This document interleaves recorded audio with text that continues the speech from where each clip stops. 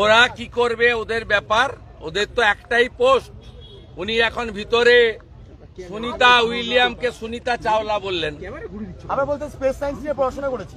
বলছে সুনিতা চাওলা।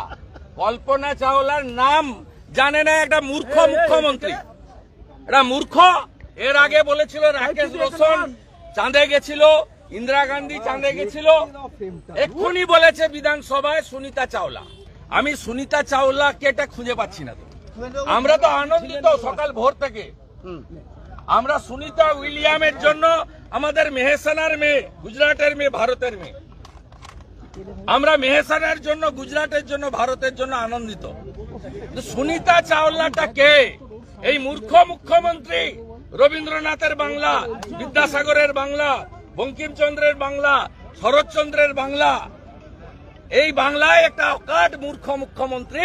যারা ভোট দেন শুনুন, সুনিতা চাওলা, সুনিতা চাওলা।